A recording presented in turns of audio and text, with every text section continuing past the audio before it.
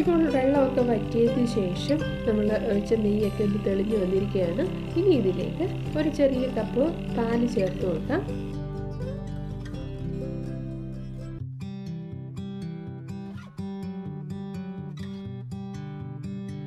ചെറിയൊരു കപ്പ് പാല് ചേർത്തിട്ട് നന്നായിട്ടൊന്ന് മിക്സ് ആക്കാം.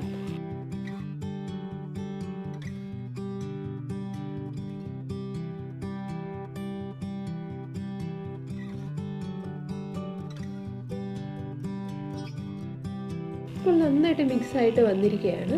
ഇനി നമുക്കിത് 5 മിനിറ്റ് കൂടെ ഒന്ന് അടച്ചിടാൻ വയ്ക്കാം.